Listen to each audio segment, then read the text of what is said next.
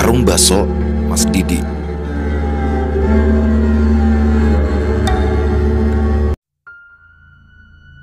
Hidup dengan penghasilan pas-pasan terkadang membuat seseorang lupa untuk bersyukur kepada Sang Maha Pencipta.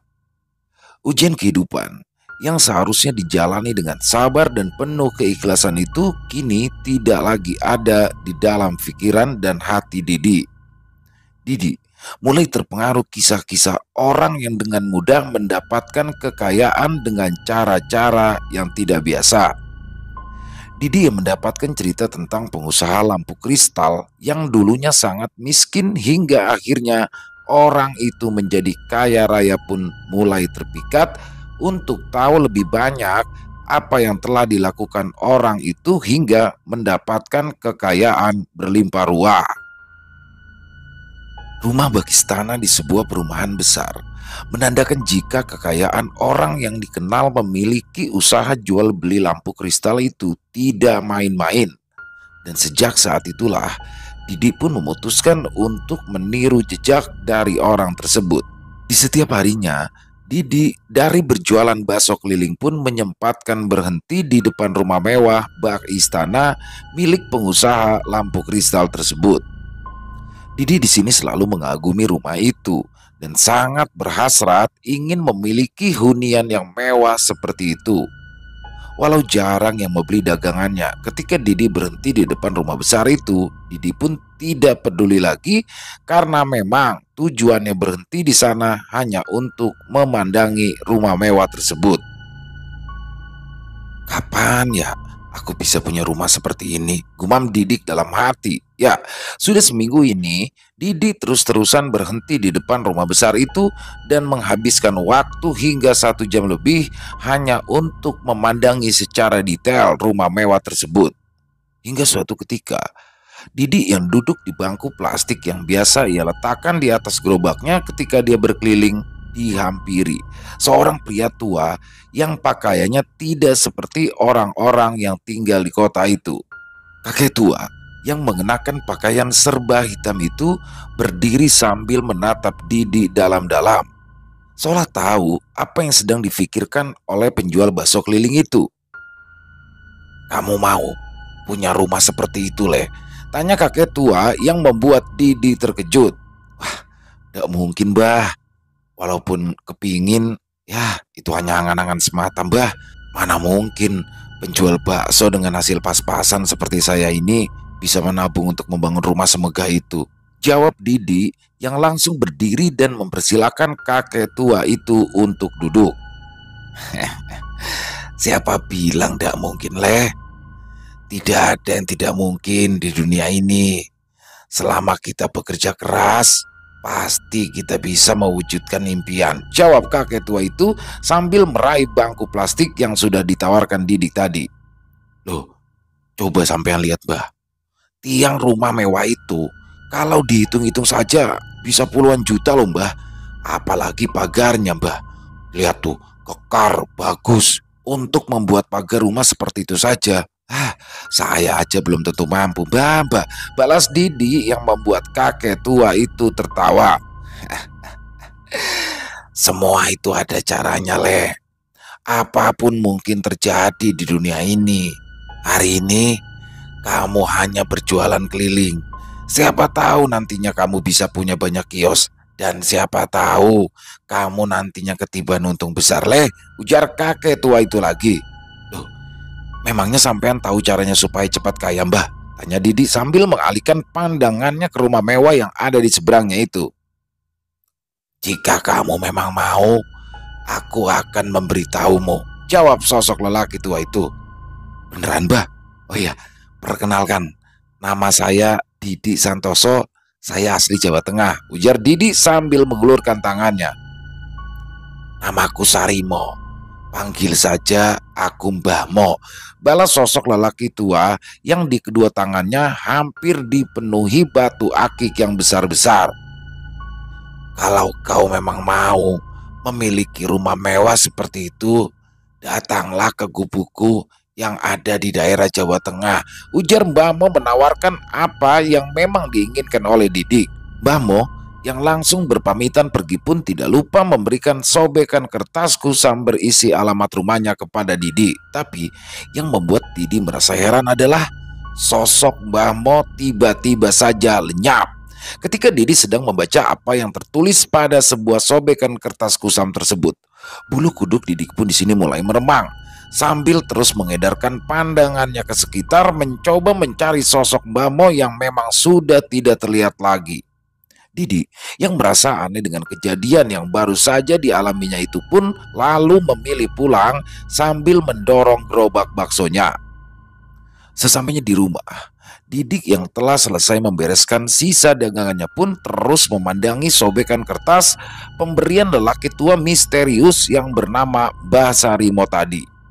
Hasrat untuk menjadi kaya raya pun tidak terbendung lagi, hingga akhirnya Didik memutuskan untuk pergi ke rumah Mbah Sarimo berdasarkan alamat yang diberikannya pada sobekan kertas kusam tersebut. Dengan uang modal yang biasanya digunakan Didik untuk berdagang, Didik pun segera memesan tiket bis dengan tujuan Jawa Tengah dan berangkat pada keesokan harinya. Didik yang sangat sudah yakin dengan pilihannya tersebut sangat menginginkan usahanya maju dan memiliki omset yang besar. Setelah kurang lebih 15 jam melakukan perjalanan dengan menggunakan bis dan disambung dengan menggunakan angkutan kota, sampailah Didik di sebuah desa yang dimaksudkan pada alamat pemberian Mbah Mo. Layaknya orang yang telah mendapatkan kabar kedatangan Didi, Mbah Mo pun ternyata kala itu sudah menunggu Didi di sebuah gapura besar yang merupakan jalan masuk ke dalam desanya.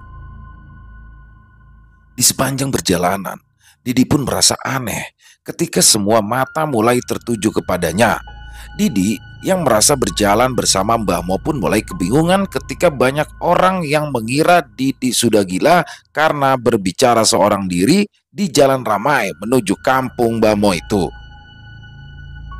"Sudah, biarkan saja. Mereka memang tidak bisa melihat keberadaanku leh," ujar Mbah Mo sambil terus berjalan di samping Didik.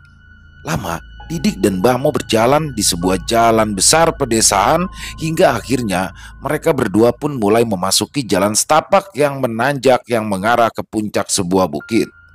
Bukit yang terlihat hijau dengan pepohonan besar itu sepertinya memang jarang dijamah orang. Bahkan warga sekitaran pun sepertinya enggan untuk masuk ke bukit yang memiliki pepohonan dengan akar rambat yang menjuntai ke bawah itu.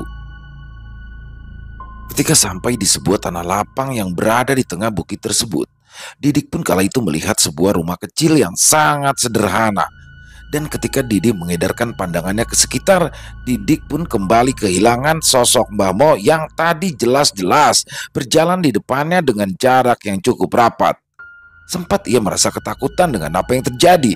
Didik pun langsung berjalan menuju ke rumah kecil yang ada tidak jauh dari tempatnya berdiri. Dan ketika Didi sampai di depan rumah itu, betapa terkejutnya Didi dengan kemunculan Mbah Mo dari balik pintu rumahnya. "Aduh, si Mbah ini bikin saya jantungan saja," ucap Didik sambil mengusap dadanya. "Ngapunten leh, sampean kui sopo? Kok bisa sampai di sini?" tanya Mbah Mo dengan ada suara yang berbeda. "Halah, sampean ini Mbah, nggak usah bikin saya takut ah.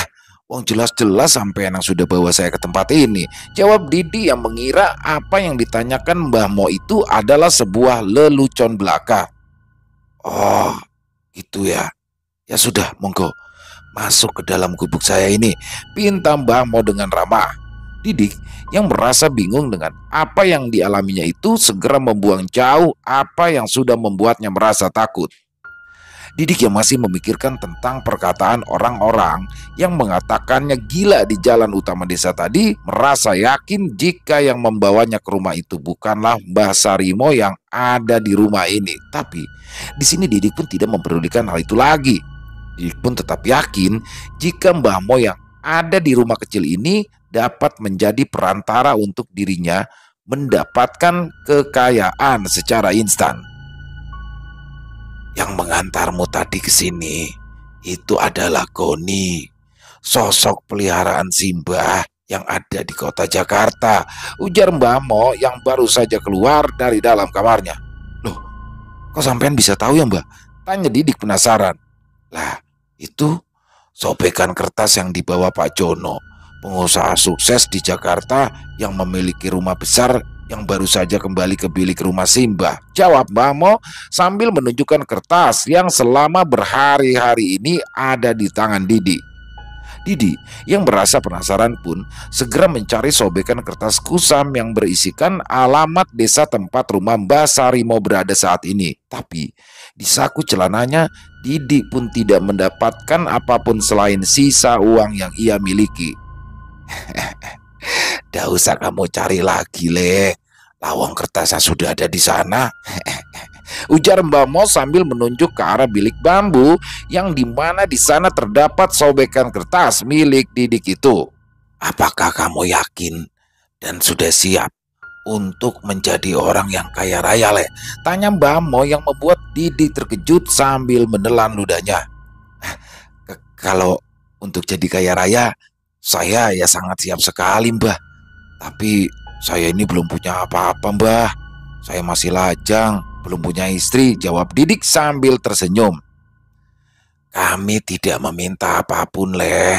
Yang penting kamu itu harus datang setahun sekali ke sini untuk mengganti kain mori yang nantinya akan menjadi teman ritualmu, ujar Mbah Sarimo menjelaskan lagi. Ndak pakai tumbal apa-apa tuh, Mbah? Tanya Didi yang mulai penasaran dengan pesugihan yang akan dilakukannya itu. Ya tidak ada, Le. Syaratnya mudah. Kamu itu hanya harus melakukan tirakat 1 malam di bawah pohon beringin yang ada di depan rumah Mbah itu. Nah, nantinya petunjuk itu akan datang dari sana. Dan semuanya tidak bisa dibatalkan lagi ketika kamu sudah melangkah masuk ke dalam cekungan kayu beringin tua itu, ujar Mbah Sarimo menjelaskan. Pesugihan ini tidak memakan tumbal, tapi dirimu sendirilah yang harus menanggung dosa serta akibat lainnya dari perjanjianmu dengan Goni, Gonda ataupun Gandu, imbu Mbah Mo dengan tegas. Wah, kalau begitu saya siap, Mbah, balas Didi dengan mantap. Kau datang dengan hati yang mantap rupanya, Le, ucap Mbah Sarimo sambil tersenyum. Sekarang mandilah dengan air kembang yang sudah aku siapkan. Setelah itu, pergilah ke bawah pohon beringin besar itu melalui samping rumah ini. Biarkan air kembang yang kau tumpahkan itu mengering dengan sendirinya. Jangan kau usap dan juga kau tidak boleh mengenakan apapun ketika engkau melakukan tirakat di bawah pohon besar itu, imbu Mbah Sarimo menjelaskan. Baik, Mbah, kalau begitu saya izin ke belakang dulu, balas Didik dengan semangat. Dan setelah melakukan ritual mandi kembang, Didik pun lalu berjalan dengan bertelanjang bulat menuju ke sebuah pohon besar sesuai petunjuk dari Mbah Sarimo tadi. Sesampainya di bawah pohon besar yang memiliki cekungan seperti gua itu, Didi pun segera duduk bersila di atas kain mori yang telah disiapkan oleh Mbah Mo sebelumnya. Didi yang sudah hampir setengah hari duduk terdiam di bawah pohon tersebut mulai merasakan kantuk yang luar biasa hingga membuatnya tertidur dengan posisi duduk bersila. Setelah tertidur lelap, Didi pun merasa seperti bermimpi ada di sebuah kerajaan besar. Dari balik pintu kerajaan itu, Didi pun langsung disambut sosok manusia berbulu hitam keabu-abuan yang mempersilahkan Didi masuk ke dalam istana tersebut. Pemandangan indah pun disaksikan Didi dalam mimpinya itu, dan Didi pun merasa senang sekali dengan apa yang dilihatnya di sana. Banyak sekali perempuan cantik yang terlihat mengelilingi satu pria tanpa mengenakan selembar benang pun di sana. Mereka terlihat bercanda dengan tawa kecil dan senyum manis dari gadis-gadis cantik itu. Setelah dibawa menyaksikan orang-orang yang hidup penuh kebahagiaan di sana, Didik pun lalu dibawa ke depan singgasana besar yang di sana sudah duduk seorang pria bertubuh manusia dengan bulu-bulu putih di sekujur tubuhnya. Sosok manusia berbulu putih itu adalah seorang raja yang ternyata menguasai istana tersebut. Duduklah dengan tenang wahai manusia, dan katakan Apa permintaanmu?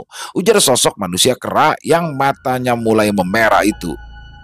Saya ingin menjadi orang yang kaya raya, Mbah, ucap Didi sambil menundukkan kepalanya. Hal mudah bagi kami untuk membantumu menjadi orang yang kaya raya di dunia ini. Kau datang ke tempat yang tepat. Di sini, aku tidak meminta tumbal apapun.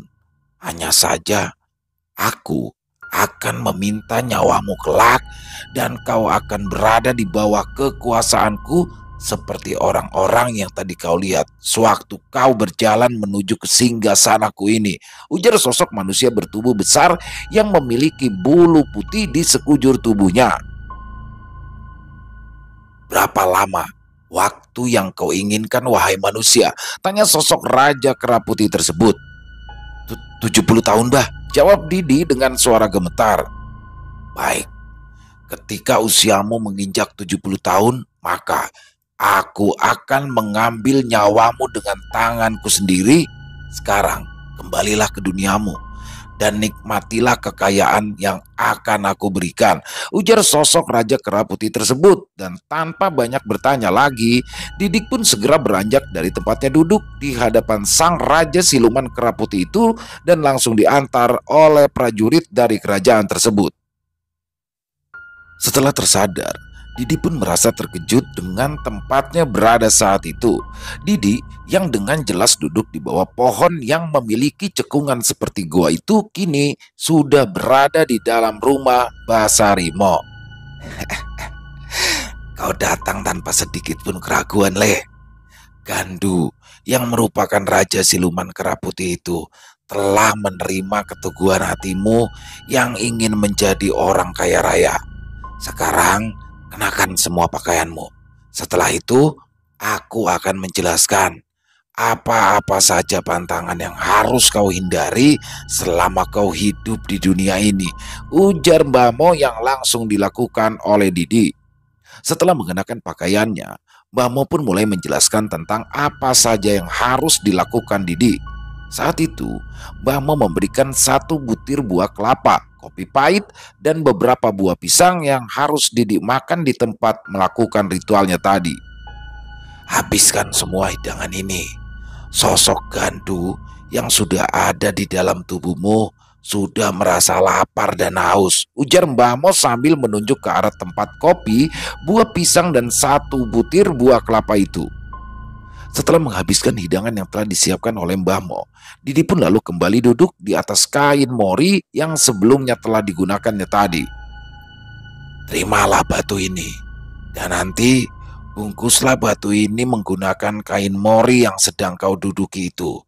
Biasanya kain mori itu cukup untuk digunakan dalam waktu 9 bulan, dan sebelum kain itu habis, kau harus kembali lagi ke tempat ini untuk mengambil kain mori yang baru, ujar Mbah Mo kembali menjelaskan.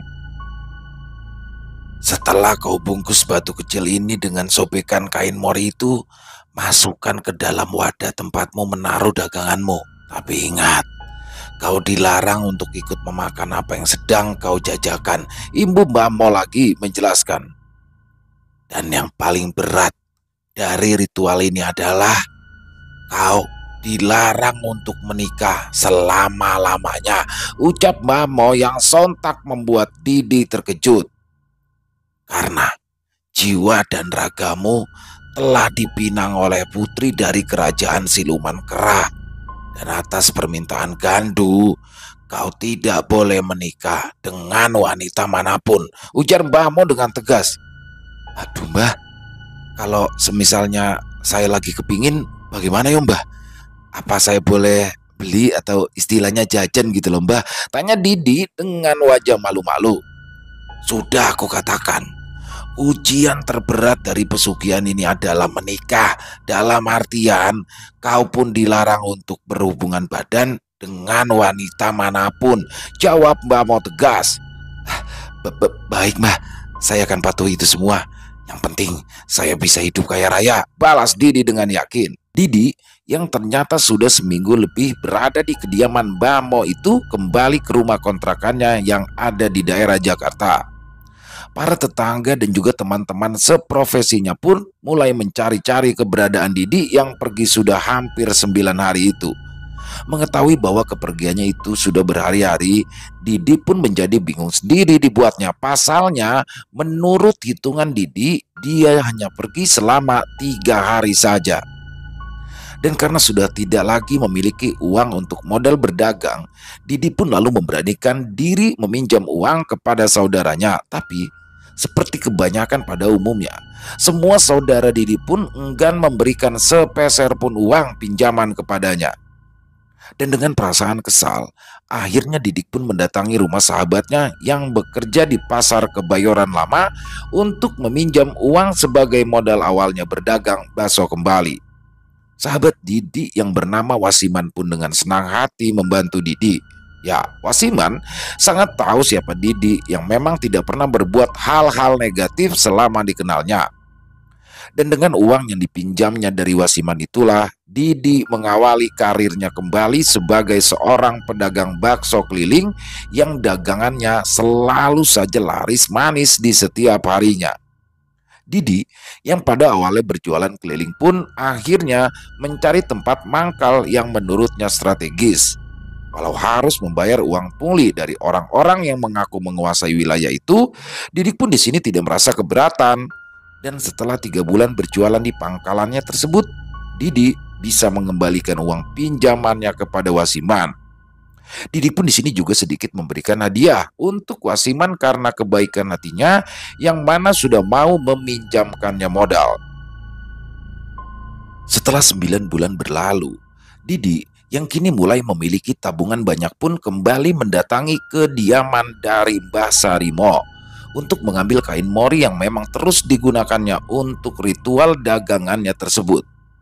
Di dalam bus malam yang ditumpanginya kala itu, Didik pun berkenalan dengan seorang perempuan yang diam-diam membuat Didi terpikat karena kecantikannya. Tapi Didi yang mengetahui tentang pantangan yang harus dihindarinya itu lalu bersikap acuh tak acuh kepada perempuan yang duduk tepat di sebelahnya. Namun, perempuan yang rupanya tertarik dengan sosok Didi itu terus mengajak bicara Didi hingga akhirnya Didi pun luluh dengan kecantikan perempuan itu.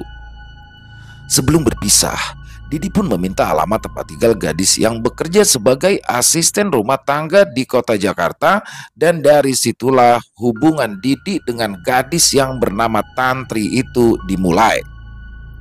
Seperti biasanya, sosok orang yang menyerupai Mbah Sarimo pun telah menunggu Didi di sebuah gapura besar yang menjadi pintu utama untuk masuk ke desa tempat Mbah Mo tinggal. Sosok itu lagi-lagi mengajak Didi berbincang-bincang di tengah perjalanan mereka menuju ke bukit tempat Mbah Sarimo berada. Didi pun kembali menjadi pusat perhatian warga yang melihatnya berbicara sendirian layaknya orang gila. Tapi Didi yang telah mengetahui hal itu pun tidak ambil pusing dengan apa yang difikirkan orang-orang. Sesampainya di rumah Mbah Sarimo, Didi pun kembali diingatkan tentang pantangan yang sangat dihindarinya. Semua demi keamanan diri Didi sendiri. Ingat Yole, jangan main hati sama perempuan. Kamu sudah terlarang untuk mengasihi perempuan manapun karena kamu itu sudah menjadi calon suami dari seorang putri kerajaan Gandu, ujar Mbah Mo yang mendapat anggukan kepala dari Didi. Siap Mbah, saya ingat itu. Dan saat ini saya itu hanya fokus untuk mendapatkan apa yang saya impikan. Jadi untuk urusan wanita, ya saya sudah tidak memikirkannya lagi, jawab Didi dengan mantap. Setelah mendapatkan apa yang dibutuhkannya, Didi pun lalu berpamitan dan kembali lagi ke Jakarta. Tidak lupa, Didi pun meninggalkan sejumlah uang untuk digunakan Mbah Sarimo membeli kebutuhan ritual di hari berikutnya. Didi yang kembali diantar oleh sosok yang menyerupai Mbah Mo pun mulai bersikap biasa saja ketika sosok itu mengajaknya berbincang-bincang. Awalnya Didi hanya mencoba menjawab pertanyaan-pertanyaan dari sosok Mbah Mo melalui hatinya, tapi ternyata sosok Mbah Mo itu dapat mendengarnya sambil tersenyum. Sesampainya Didi di Jakarta, Didi pun lalu menjalani rutinitas seperti biasanya. Dagangan Didi pun selalu laris manis setiap harinya dan Didi pun kini mulai memiliki banyak pelanggan. Belum genap 1 tahun, Didik berjualan dengan dibantu oleh ritual pesugihan itu. Didik pun kini mulai dapat membeli sebuah ruko di pinggir jalan yang digunakannya untuk berdagang. Karena selalu ramai pembeli, Didik pun akhirnya mencari karyawan yang mau bekerja di warung bakso miliknya tersebut. 3 bulan pun berlalu dari pertemuan Didi dan Tantri, dan entah mengapa Didi di sini mulai teringat wajah Tantri yang senyumannya menggetarkan hati Didi. Ia pun segera membuka ponsel Nokia dengan tipe 3315 yang digunakannya untuk menyimpan nomor ponsel Tantri serta alamat Tantri yang tersimpan di file SMS. Dengan hati resah bercampur rindu, Didi terus saja memandangi layar hijau ponselnya dan ingin sekali menelpon gadis cantik yang sudah ditemuinya di dalam bus malam yang ditumpanginya sewaktu perjalanan dari Jakarta ke daerah Jawa Tengah itu. Rasa takut akan melanggar pantangan yang selama ini dipatuhinya pun perlahan mulai luntur karena rasa rindunya kepada sosok gadis cantik berkulit kuning langsat serta memiliki gingsul yang membuat gadis bernama Tantri itu terlihat cantik. Didi yang mulai kasmaran pun lalu memberanikan diri bermain hati dengan menghubungi nomor telepon yang disimpannya beberapa bulan yang lalu. Tapi rasa kecewa pun menghinggapi hati Didi ketika suara yang ada di ujung telepon genggamnya itu adalah suara seorang operator. Didi pun seketika melempar telepon genggamnya itu ke kasur karena merasa kesal dan patah hati setelah nomor yang dihubunginya sedang tidak aktif. Di keesokan harinya, Didi yang hampir semalaman terbayang-bayang wajah Tantri pun mendapat kejutan yang sama sekali tidak pernah ia duga. Bagi hujan yang turun setelah kemarau yang panjang, hati Didi yang gelisah gundah gulana memikirkan Tantri pun seperti mendapati kesejukan setelah Tantri dengan tiba-tiba datang ke warung baksonya bersama seorang perempuan yang merupakan teman baiknya juga. Didi yang terlihat salah tingkah dengan kedatangan Tantri serta teman perempuannya itu terlihat bingung dan kikuk untuk menghadapi kejadian yang membuat hatinya bergetar dan berbunga-bunga itu. Hingga akhirnya Tantri yang terus tersenyum melihat tingkah dari Didi itu kemudian mulai menyapa Didi terlebih dahulu dan menanyakan kabar. Setelah suasana canggung menghilang, Tantri yang terus saja berbicara tentang dirinya dan pekerjaannya itu pun mulai merasakan sesuatu yang tidak biasa di warung bakso milik Didik itu. Didi yang tidak mengetahui tentang Tantri dan temannya itu merasa biasa saja hingga akhirnya Didi pun berinisiatif membuatkan bakso untuk kedua tamu istimewanya. Aduh, aku dan Sumi habis makan, Mas. Kami minta minum saja deh, ujar Tantri yang sepertinya tahu jika Didi ingin membuatkannya menu spesial yang ada di warungnya. Mau minum apa? Tanya Didi yang langsung meninggalkan gerobak besar berukiran indah yang terbuat dari kayu jati itu. Aku teh manis saja deh. Sumi tolong dibuatkan kopi hitam pahit ya, tanpa gula, Mas. Balas Tantri yang membuat Didi menggaruk-garuk kepalanya. Beneran? Mbak Sumi ini minumnya kopi pahit tanpa gula? Tanya Didi yang merasa tidak biasa dengan permintaan Sumi itu. Iya, Mas, saya memang minum kopi pahit 1 hari sekali supaya perewangan saya tidak gusar. Jawab Sumi sambil tertawa kecil. Alah, sampean ini bisa saja toh, Mbak, balas Didi yang sempat tercengang itu. Bercanda loh, Mas. Kalau saya tidak minum kopi pahit, kepalanya suka pusing, Mas. Mungkin karena sudah candu kali ya, ujar Sumi menjelaskan. Tantri yang sedari tadi hanya terdiam, rupanya telah mengetahui adanya sosok makhluk gaib yang membantu usaha Didi selama ini. Begitu juga dengan Sumi. Sumi yang memiliki jin kuat bernama Gondo Arum itu merasakan adanya energi liar yang mulai menyerangnya. Tapi kedua perempuan yang memiliki kelebihan itu terlihat cukup tenang kalau menghadapi hal-hal di luar nalar manusia itu. Dan mereka pun hanya mengintimidasi sosok siluman kera berbulu hitam pekat yang berada di atas gerobak milik Didik. Setelah mengetahui apa yang telah Didi lakukan, Tantri dan Sumi pun lalu pamit undur diri. Tapi Didi yang semakin merasa jatuh cinta kepada Tantri pun kembali meminta nomor teleponnya agar Didi dapat menghubunginya kapanpun ia mau. Setelah memberikan nomor teleponnya yang baru, Tantri dan Sumi pun lalu pergi meninggalkan warung bakso milik Didi. Tantri dan Sumi yang kini bekerja di rumah yang sama pun lalu memberitahu di mana tempatnya bekerja dan juga tinggal itu. Setelah beberapa minggu, kedekatan Didi dan Tantri yang hampir setiap malam Didi menelpon Tantri untuk sekedar berbincang-bincang biasa itu, akhirnya Didi pun berani untuk mengutarakan isi hatinya kepada Tantri. Tantri yang hanya tertawa kala mendengar apa yang sudah diungkapkan oleh Didi itu terus saja berusaha mengalihkan pembicaraan ke hal-hal yang lain hingga akhirnya Tantri yang terus ditanya tentang tanggapan dari perasaan yang telah diungkapkan Didi itu mulai mengatakan, "Bukannya kamu itu nggak boleh nikah ya mas?" Ujar Tantri dari ujung telepon genggamnya. "Loh, kok kamu tahu?" Jawab Didi yang merasa sangat terkejut dengan apa yang telah dikatakan oleh gadis pujaan hatinya itu. "Sudahilah mas, sudahi perjanjian gaibmu dengan siluman kera putih itu. Karena nanti di akhir hayatmu, kamu akan menjadi budak di alam mereka," ujar Tantri yang membuat Didi seolah terpukul. Tanpa mengucapkan sepatah kata pun, Didi pun lalu menutup panggilannya. Didi merasa kecewa kepada Tantri tentang apa yang telah diucapkannya tadi. Tapi di sisi lain, Didi pun merasa heran dengan Tantri. Bagaimana mungkin dia bisa tahu tentang pesugihan yang telah dijalaninya selama 1 tahun itu.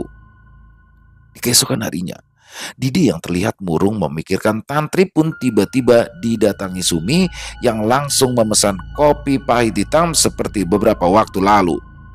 Didi yang terlihat murung pun langsung meminta kepada karyawannya untuk membuatkan kopi pesanan Sumi. "Kaya raya tapi tidak boleh nikah." "Lalu untuk apa hartanya?" gumam Sumi dengan maksud menyindir Didi. "Buat seorang lelaki itu kan bukannya yang terpenting adalah harta, tahta, dan wanita," imbus Sumi sambil terus mengaduk-aduk kopi hitam tanpa gula yang kini sudah tersaji di hadapannya itu. "Lah, tahu apa kamu soal hidupku mbak? Gak usah ngurusi kehidupan orang lain lah," balas Didi dengan suara ketus. Mas, kamu itu telah menyia-nyiakan hidup. Kasihan sekali, seumur hidup tidak menikah dan begitu mati jadi budak di kerajaan siluman kera," ujar Sumi yang langsung menenggak kopi panas yang ada di hadapannya itu. Sambil meninggalkan uang 10 ribuan, Sumi pun lalu berlalu pergi meninggalkan warung bakso Didi dengan santainya. Ya, kedatangan Sumi ke warung milik Didi itu bukanlah tanpa alasan. Sumi yang sedari kemarin ingin menghajar sosok makhluk gaib yang sudah membantu kelancaran usaha Didik itu sudah melakukan tugasnya. Dan di saat itulah sosok makhluk gaib berwujud kera berbulu hitam itu pergi dari warung milik Didi dan kembali ke tempat rajanya berada. Seminggu sejak kedatangan Sumi ke warung bakso miliknya, penjualan bakso yang biasanya laris manis pun tiba-tiba saja menurun drastis. Ya, hal itu dikarenakan sosok dari makhluk gaib yang biasanya menambahkan sesuatu ke dalam mangkok bakso yang akan dijajakan Didi kini sudah menghilang. Ketika malam Jumat tiba, Didi yang sedari siang merasakan sakit di seluruh tubuhnya pun bermimpi didatangi sosok Gandu. Ya, Raja Siluman Kera Putih yang telah bersekutu dengan Didi itu mengatakan jika ada orang yang telah memusnahkan prajurit yang dimintanya membantu Didi dalam usahanya. Dan Didi pun lalu diminta kembali ke rumah Mbak Sarimo untuk melakukan ritual dan juga mengambil kain mori yang akan digunakannya untuk membungkus benda berhodam yang telah digunakan Didi selama berjualan bakso. Didi yang sangat terkejut dengan kedatangan dan penuturan Raja Siluman Kera yang merasa sangat kesal itu pun lalu terlintas pada Sumi dan juga Tantri. Dalam hati kecilnya, Didik yang sebenarnya ingin menyudahi pesugihan yang dilakukannya itu pun langsung menghubungi Tantri dan menceritakan apa yang telah dialaminya malam itu. Setelah terbangun dari tidurnya, Didi pun langsung mengambil telepon genggamnya dan langsung menghubungi Tantri. Tidak lama berselang, Tantri pun lalu mengangkat panggilan dari Didi dan menanyakan untuk apa Didi menelponnya di malam-malam seperti itu. Tantri, aku mau kamu membantuku lepas dari jerat pesugihan ini. Tolong aku, Tantri, ujar Didi dengan suara terbata-bata. Baik, besok malam aku akan datang ke warung baksomu bersama Mbak Sumi. Aku dan Mbak Sumi akan mencoba untuk memutus perjanjian itu. Tapi sebelumnya, kamu jangan mengharapkan apa-apa dariku ya, Mas. Karena aku belum memikirkan untuk berumah tangga, jawab Tantri dari balik teleponnya. Ketika pagi tiba, Tantri dan Sumi pun mendatangi warung bakso tempat Didik berjualan. Di situ, Tantri meminta benda yang selama ini terbungkus kain mori yang selama ini juga menjadi media penglaris dagangan bakso Didik. Didik yang terkejut dengan permintaan Tantri pun segera mengangkat batu yang terbungkus kain mori itu dari dandang tempatnya merebus bakso. Dan setelah itu, Tantri pun lalu membawa benda tersebut ke tempat rumah majikan Tantri berada. Setelah perjanjian gaib pesugihanmu terputus, kamu akan mengalami kebangkrutan, Mas. Disitulah kamu harus memulai berusaha dengan segenap kemampuanmu sendiri tanpa menggunakan penglaris dari pesugihan itu, ujar Tantri yang terus memandangi batu akik bundar seperti kelereng yang biasa digunakan Didi untuk media penglaris usahanya. Dan malam ini, biar aku dan Mbak Sumi yang urus rombongan gaib dari siluman kera putih yang akan mengambil batu ini, imbu Tantri lagi sambil tersenyum. Terima kasih ya, Tri. Aku lebih baik hidup sederhana asal bisa berumah tangga layaknya manusia pada umumnya daripada aku kaya raya tapi tidak bisa nganu, ujar Didi yang membuat Tantri dan Sumi tertawa. Soal usahamu nanti tenang saja, kami bantu juga kok, Mas.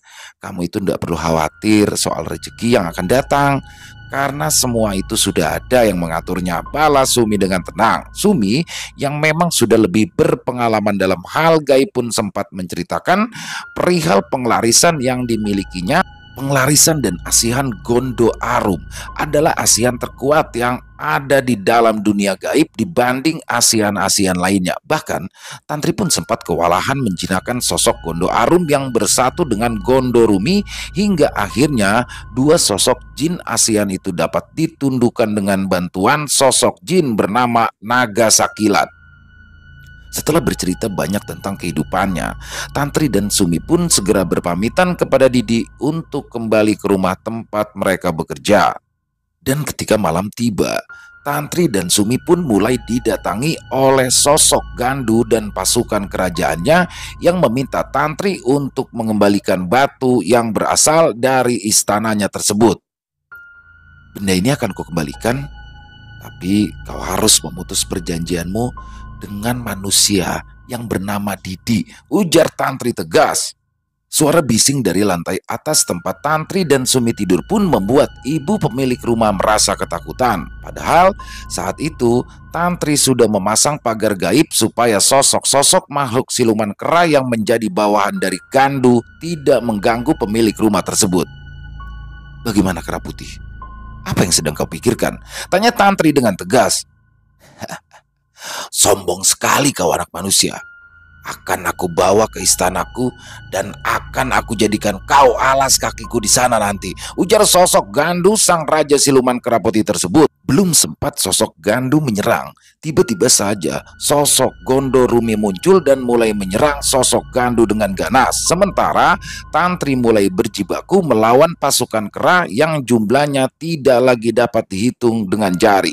Sosok Gandu yang bertarung seimbang melawan sosok Gondo Arum itu mulai merasa ketakutan ketika Sumi yang mulai berdiam diri dan memejamkan mata untuk memanggil sosok pasangan dari Gondo Arum tersebut.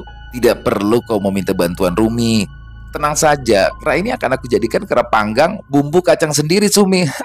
Ujar sosok Gondo Arum yang tubuhnya kini mulai memerah dengan memancarkan energi yang sangat kuat itu.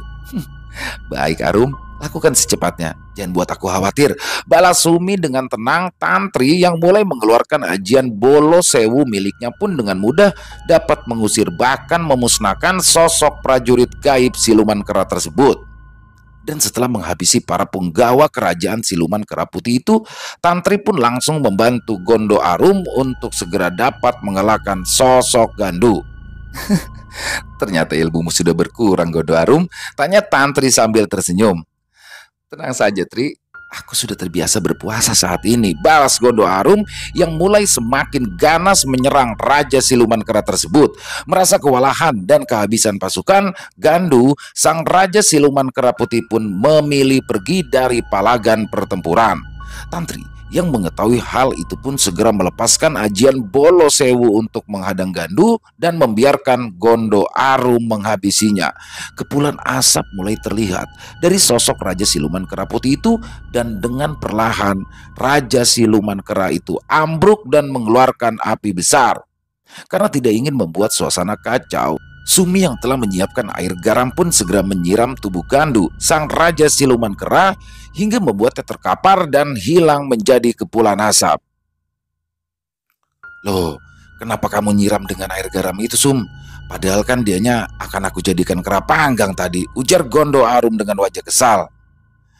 Kamu itu hanya boleh memakan makanan yang baik menurut bangsamu. Tenang saja, nanti aku carikan tulang sapi baru untuk makan malammu, jawab Sumi yang meminta Gondo Arum untuk bersabar. Setelah pertempuran gaib antara Tantri dan Sumi melawan Raja Siluman Kera dan para pengikutnya, Didi jatuh sakit dan secara perlahan harta yang perlahan dikumpulkannya pun kini habis terjual untuk biaya pengobatannya. Tantri dan juga Sumi yang merasa iba dengan kondisi Didi pun segera membantu untuk mengobati Didi sebelum ruko yang dibelinya itu ikut terjual untuk biaya pengobatannya.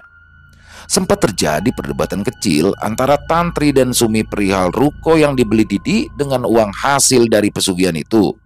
Menurut Sumi, biarkan saja ruko itu terjual dan seluruh harta dari hasil pesugihan itu habis. Tapi tidak menurut Tantri, karena dia yakin masalah ini belum selesai. Jika harta yang dimiliki Didi habis, kemungkinan Didi akan mati tanpa bisa melakukan perlawanan kepada sosok Mbah Sarimo yang secara ajaib bisa hadir di Jakarta menemui Didi. Setelah sakit yang diderita Didi perlahan mulai sembuh, Tantri dan Sumi pun mengajak Didi untuk berkunjung ke rumah Mbah Sarimo. Karena perjanjian dengan sosok Raja Siluman itu telah putus, maka Tantri ingin mengembalikan mustika Raja Kera yang digunakan oleh Didi sebagai media penglaris dagangannya. Ketika sampai di desa tempat Mbah Sarimo tinggal, Didi dan Tantri dan juga Sumi pun mulai berjalan kaki untuk dapat sampai di bukit tempat Mbah Sarimo tinggal. Sesampainya mereka di sana, betapa terkejutnya Didi kala melihat rumah Mbah Sarimo yang telah rubuh dan tidak ada seorang pun di sana. Tapi Tantri yang memang memiliki mata batin lebih tajam tahu jika sosok Mbah Sarimo yang tidak lain adalah sosok jin yang bernama Goni ada di tempat itu. Keluar saja, Ki. Kami itu hanya ingin mengembalikan mustika kerajaan Kera Putih, ujar Tantri kepada sosok yang bersembunyi di balik pohon beringin besar itu. Hiduplah dengan damai di alammu. Jangan lagi menyesatkan manusia. Walau itu memang sudah menjadi tugasmu, imbu Tantri sambil menaruh batu kecil sebesar batu akik itu. Bagaimana jika orang-orang itu datang sendiri ke tempat ini dan memintanya langsung kepadaku? Balas suara tanpa wujud yang suaranya terdengar dari sebuah pohon beringin besar tempat Didi melakukan ritual kala itu. Ya, itu beda urusan, Ki. Yang terpenting, kau itu tidak perlu mencari mangsa. Dan saat ini, kaulah penguasa dari bukit ini. Setelah kakakmu sudah kami musnahkan beberapa waktu lalu, ujar Tantri sambil berteriak. Aku tidak menyangka Raja Siluman Kera akan bertekuk lutut di hadapan gadis muda sepertimu, saut sosok Goni dari dalam pohon itu. Ya, jika kau atau saudaramu yang lainnya ingin menuntut balas, sepertinya sekarang waktu yang tepat. Jika memang tidak, ya maka jangan ganggu lagi lelaki yang bersamaku ini, ujar Tantri dengan lantangnya. Pergilah, urusan kita selesai. Aku berjanji tidak akan lagi mengganggu lelaki itu maupun dirimu dan juga temanmu itu. Kita berdamai ya Cahayu, balas sosok Goni yang tidak lain adalah sosok Mbak Sarimo itu. Kehidupan normal dan wajar pun kembali dijalani oleh Didi. Didi memilih untuk menjual ruko tempatnya berjualan bakso dan kini memilih untuk kembali berdagang bakso secara keliling. Dan untuk menyemangati Didi, Sumi pun terkadang meminta Gondo Arum untuk membuat dagangan Didi laris manis. Sementara Tantri terus berusaha mencarikan resep bakso yang enak agar usaha Didi dapat meningkat. Beberapa bulan berikutnya, Didi pun mendapatkan pesanan untuk acara pernikahan seseorang di sebuah gedung besar. Disitulah Didi mulai mendapatkan resep bakso terlezatnya dari Tantri dan perlahan usaha bakso milik Didi pun bangkit kembali tanpa adanya pesugihan dan perantara makhluk gaib lainnya. Selesai, wow, luar biasa. Kisah dari Mas Untung Prasetyo selalu menarik dan keren banget kisahnya. Sekali lagi Mas Untung, terima kasih atas kiriman kisahnya. Ditunggu lagi kisah-kisah luar biasanya. Jadi banyak sekali yang bisa kita ambil dari kisah barusan ya. Yang mana Mas Didi ini punya ambisi ingin menjadi orang kaya raya. Tapi ambisi itu ditempuh dengan berbagai macam cara. Disinilah yang membedakan impian mungkin ya dengan ambisi ya. Ambisi itu kan lebih membabi buta mungkin. Kalau impian itu kan siapapun boleh bermimpi menjadi orang kaya, termasuk saya ya. Tapi di situ kita harus ada batasan-batasan. Apa maksudnya batasan tuh dalam merengkuhnya itu tuh impian itu harus ada batasan. Jadi tidak brutal, tidak membabi buta seperti yang Mas Didi jalankan. Apalagi persyaratan itu mengerikan sekali ya. Jadi dia akan menjadi orang kaya raya tapi tidak boleh menikah. Aduh, tidak boleh, mohon maaf, tidak boleh berhubungan badan. Ini berat sekali. Apa artinya uang gitu. Jadi sekali lagi jangan pernah lah ya. Apalagi ya kita itu kan cari duit untuk keluarga, untuk istri, untuk anak. Kalau jadi kaya tapi nggak boleh beristri, nggak boleh berkeluarga, bagaimana? Udah parah banget Mas Didi dan alhamdulillahnya bisa ditangani oleh Mbak Tantri dan juga Mbak Sumi. Dan buat teman-teman yang mungkin belum tahu Mbak Tantri dan Mbak Sumi ini bisa mengikuti kisah warung makan Mbak Pri ya, warung makan Mbak Pri. Jadi di situ ada apa namanya kisah tentang Mbak Sumi dan juga Mbak Tantri yang mana Mbak Sumi dulunya juga memiliki pengasihan Gondo Arum untuk kemajuan usaha warung makannya, tapi akhirnya disadarkan oleh Mbak Tantri. Jadi Mas Untung keren banget ya kisahnya dan disambungin gitu. Saya juga nggak nyangka tuh bakalan muncul tokoh Tantri dan Sumi. Jadi keren banget, sekali lagi keren, banyak batik yang bisa kita ambil dari dalam kisah ini. Dan sekali lagi jangan pernah percaya dengan tipu daya iblis. Karena tidak ada tumbal bohong. Tumbalnya ya diri sendiri, itu sama aja tumbal kan. Karena setelah nanti dia di umur 70 tahun akan diambil untuk dijadikan budak di kerajaan silumannya. Dan sekali lagi terima kasih Mas Untung Prasetyo dan semoga kisah tadi bisa menghibur para teman-teman, khususnya para pecinta penikmat horor, lebih khususnya lagi kepada para subscriber dari Ilo Bercerita. Dan silakan buat teman-teman mungkin yang punya pendapat ya, yang punya komentar tentang kisah barusan, bisa ditulis di kolom komentar ataupun sekedar saling menyapa, silakan. Insya Allah kami akan membalasnya satu persatu. Dan buat teman-teman yang suka dengan kisahnya yang barusan, silakan bisa diklik tombol like-nya, tombol jempolnya. Dan boleh juga dong di-share videonya, ke link videonya ya, ke teman-teman yang lain atau saudara-saudaranya agar juga bisa ikut terhibur. Dan buat yang baru bergabung atau yang sudah bergabung tapi ternyata lupa ya, belum subscribe, yuk diklik tombol merah subscribe-nya. Jangan lupa lonceng notifikasinya dinyalakan agar teman-teman selalu bisa mendapatkan notifikasi dari konten-konten yang akan kami upload selanjutnya. Dan untuk channel Ilo Bercerita ini kami upload setiap jam 9 malam waktu Indonesia bagian Barat.